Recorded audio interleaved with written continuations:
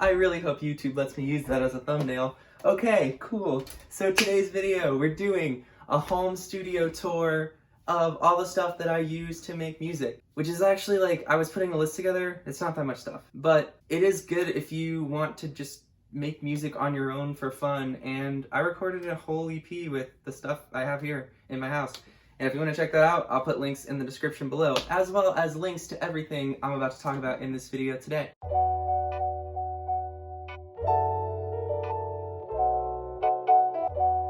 So, to get started, every good home studio has one thing at its center, and that is a very expensive laptop that I'm throwing around in the air. In this case, the laptop is a MacBook Pro 2019. It's really expensive, and I actually have this computer because of my job. At the heart of every studio is really good music.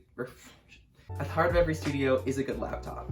I use this to edit videos, to record music into GarageBand and other DAWs, and it's just a workhorse. It's great, and it's the reason why I'm able to make videos for you guys. So yeah, and since we're talking about things that are just core to making music, I would be remiss if I did not mention my acoustic guitar. This here is a Taylor 214 CE, I believe.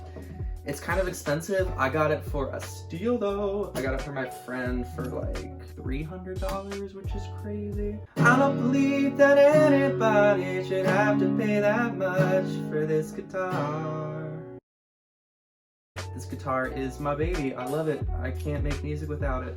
Let's say for instance you're stockpiling stuff. You get a good laptop, you get a good guitar.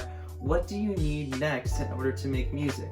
Well, the next thing that you need in order to record the music that you make is actually a mixing board. So this mixing board is the Alesis Multi-6 USB. It plugs right into my computer with basically a printer cable, but I also use it for practicing live. I plug stuff into it and then just play it out through my monitors, which I'll talk about here in a second. But yeah, you need, oh God, I'm dying.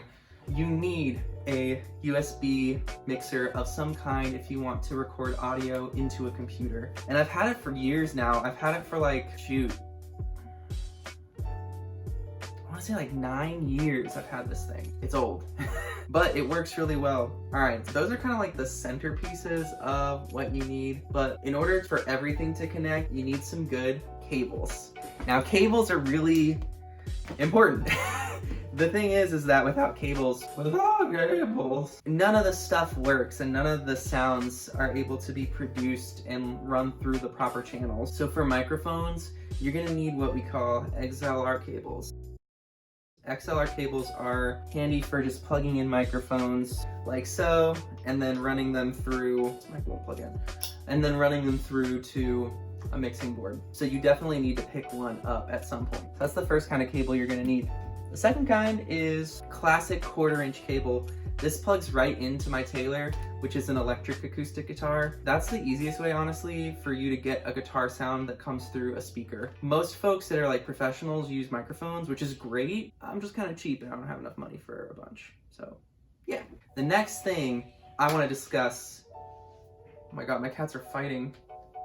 Kicker. Next thing I want to talk about is the microphones themselves. So microphones are obviously how you get the vocals to come through to the audience, and different microphones are used for different purposes. So this one right here is called a dynamic microphone. These are great for live vocals, and in fact when I practice with my loop pedal, which I'll talk about here in a second, I actually use a dynamic microphone. This one right here is an Audio-Technica Pro 61. It was a gift. I don't know what makes it special, but it makes my voice sound bigger, so I use it. Okay. Another microphone that's really important is the condenser microphone. This is one that you'll use for recording vocals in more of a controlled situation or when you're not practicing live. This one right here is the AKG Perception C414. It is a super expensive mic. I got it like 6 years ago when I was living with my parents, and that's probably the only time in my life I would have actually been able to afford it because it literally costs about a month's rent. Definitely, if you've got money to spend, getting a good recording microphone is key to making music and using your voice in your recordings. This has a cool little pop filter on it, but that was Nikki. Oh, I have 2 things left to show you, and then I will be done with this sort of like mini tour of everything that I use. The next big thing that I have to show you is my looping pedal. This is the Boss RC30 dual track loop station. Boss is really cool as a company because they basically warranty all of their loop pedals. This thing records with 2 channels. In a future video, I'm actually going to go into a tutorial on how to use a looper. It should be fun, and I'll explain a little bit more about how I kind of build up a full band sound using this thing. By now you should have somehow realized what you're not to do. I don't believe that anybody feels the way I do about you now. But I love it. It's one of my favorite purchases. It was about $200. I got it on Reverb.com. So if you're looking for some cheap gear, I would recommend Reverb for any instrument, any type of cable, any gear that you need. They're not even a sponsor of this video. I just like Reverb. They're good. All right, last thing I want to show you. Hey, Cole. Just kidding. This thing, this is a monitor. Basically, monitor is a fancy word for a speaker that lets you mix and make your recordings sound better. This monitor is interesting in the sense that I've actually taken it with me to venues and used it as a PA. I don't know if you're technically supposed to do that, but it works great for me.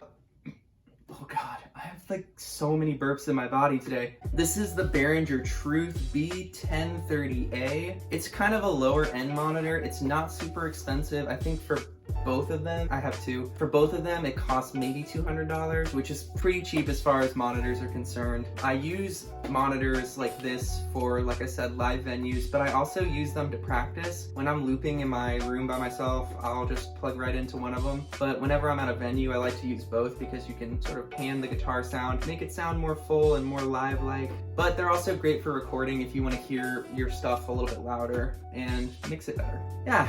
Really quickly, I wanted to do a bit of a side note to show you kind of how everything connects together once the setup is sort of fully constructed. I'll plug my guitar in right there. That cable feeds into the looper, just like that. And then from the looper, you've got this output cable that goes directly into the mixing board right there. And then the mixer's plugged up, it'll be turned on, and then there's an output cord from the mixer right here that goes to the monitor. All right, guys, so that's the basics of what I use to make music, how it all kind of connects, and how to sort of start setting up your own studio. I hope you enjoyed this video. I'll be trying tentatively to release another one next week. Actually, I think next week my music video for We're Through is coming out. So like I said at the start of this video, if you haven't checked out my EP yet, I would definitely recommend it. I'll put links below. It's on Spotify. Just search 5 Miles Over. I can't believe that that's real, and I'm doing this. And if you liked today's video, be sure you leave a thumbs up, subscribe to the channel, hit that bell notification, basic stuff YouTubers say. Until next time, peace!